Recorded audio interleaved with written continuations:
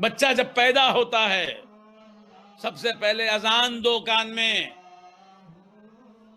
باوضو رہو، آنے والا دنیا میں آیا ہے، خدا کی مخلوق، اللہ نے تمہیں نعمت دی ہے، تو جب دنیا میں آتا ہے تو اس کو دیکھو، اللہ کا شکر ادا کرو، اور جو ہے کان میں اذان دیا کرو،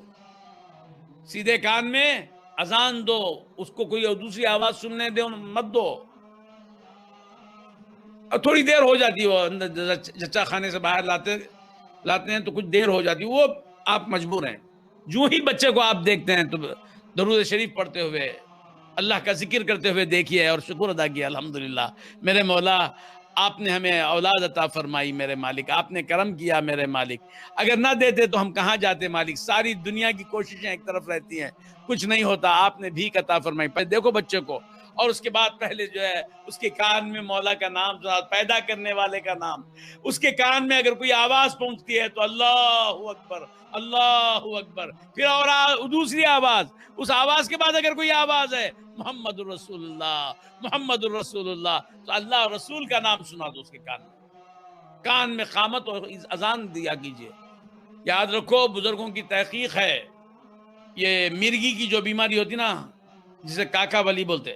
ایسے منہ سے کفاتا، لوگ جو ہے جھٹکے لگ کے گر جاتے، اذان کے دینے میں دیری جس کی ہوتی اس کو وہ بیماری آتی ہے۔ جس بچے کو اگر کان میں اذان دے دیں گے، سیدی اعلی حضرت رضی اللہ تعالیٰ عنہ فرماتے ہیں کہ جس بچے کے کان میں اذان دے دی جائے تو انشاءاللہ اس کو جو ہے مرگی کا مرض نہیں آئے گا، اگر ہوگا بھی تو جو اس کو کچھ اثر نہیں کرے گا، آئے گا بھی تو وہ ہار جائے گا، یہ ہارے گا نہیں۔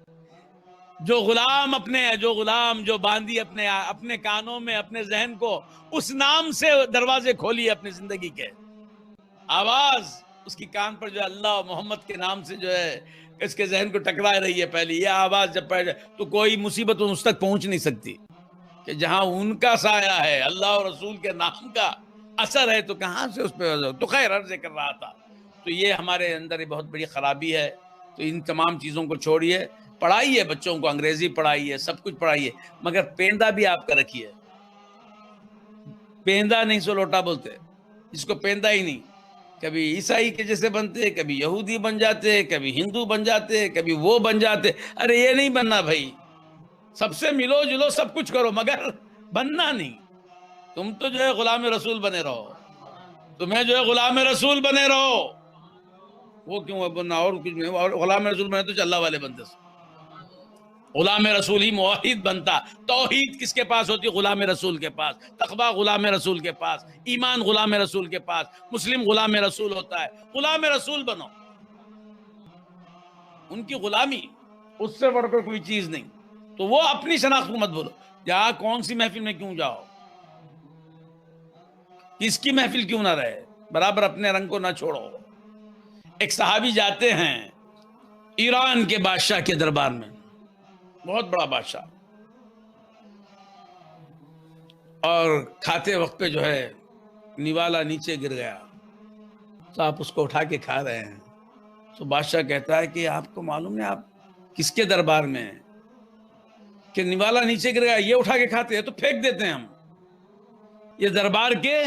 شایان شان نہیں ہے، یہاں کے دربار کی شان کے لائق کام آپ نے نہیں کیا،